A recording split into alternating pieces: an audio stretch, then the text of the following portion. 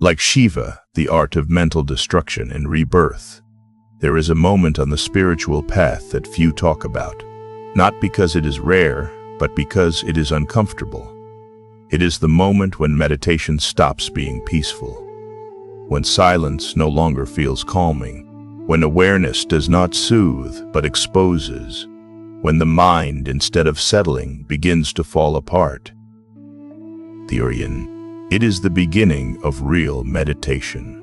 And this is where Shiva appears, not as a god, not as an image, but as a process of inner destruction. Meditation is not relaxation. It is disintegration. Modern culture has turned meditation into a wellness product.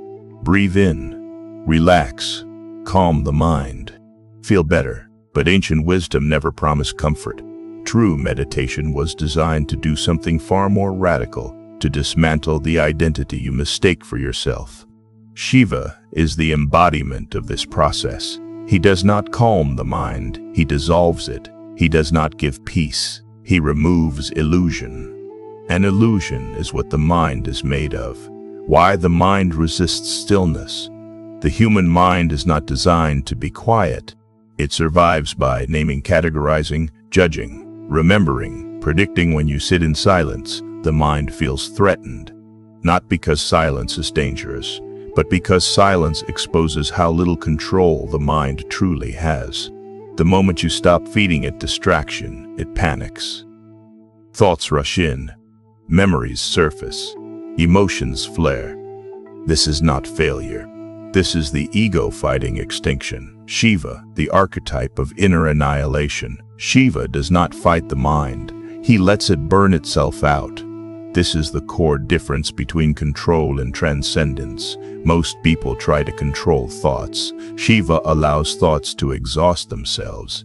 This is why he is depicted in stillness. Not passive, not lazy, but immovable. His power lies in non-interference. The storm destroys itself when there is nothing to resist it. The cremation ground is inside you.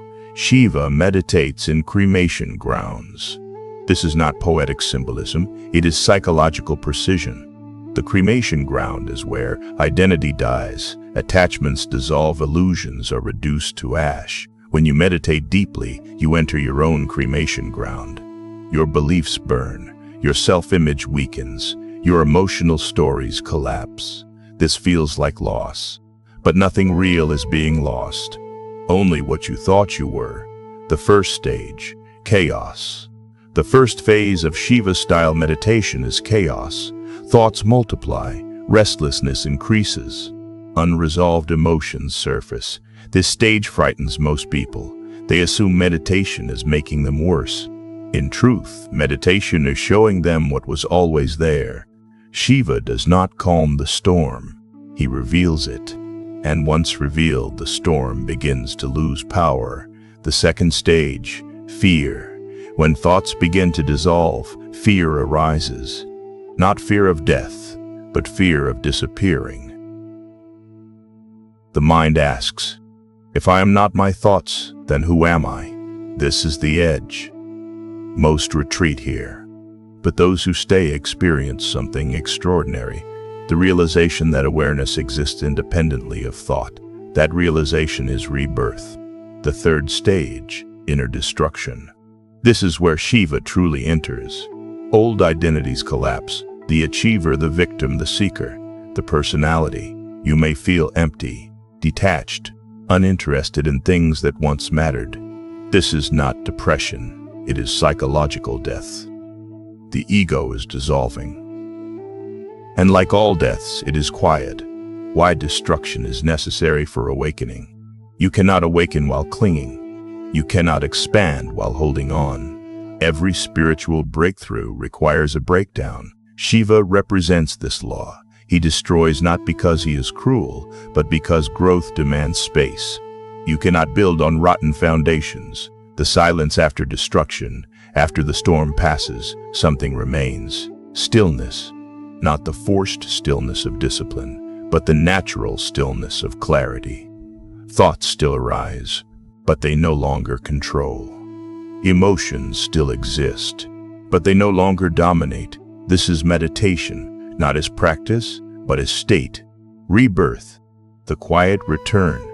Rebirth is not dramatic. There are no visions, no explosions, no enlightenment fireworks. There is only simplicity. You respond instead of react. You observe instead of judge. You exist instead of perform.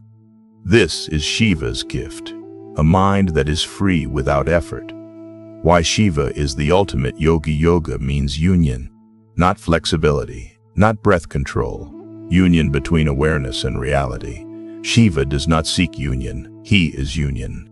That is why he meditates without technique. He has nothing to reach, nothing to fix, nothing to escape. His meditation is not an act. It is his nature. How to meditate like Shiva without ritual. You do not need mantras. You do not need postures. You do not need beliefs. You need courage. Sit, do nothing. Observe everything. Do not resist thought. Do not follow it. Let the mind destroy itself through exhaustion. Stay present. This is Shiva meditation. Why this path feels lonely. When the mind dissolves, social identity weakens.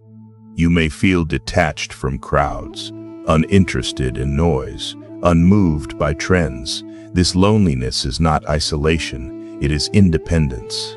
You are no longer seeking yourself through others. The power that emerges from this stillness emerges a strange strength. You stop reacting. You stop chasing. You stop fearing. Not because you are numb, but because you are clear. This is why Shiva is called powerful. Not because he dominates, but because nothing dominates him. Meditation is not about peace, it is about truth. And truth destroys everything that is false. Shiva is not the god of destruction. He is the intelligence that makes rebirth possible. When you meditate like Shiva, you do not become someone new. You remember who you were before fear, before conditioning, before identity.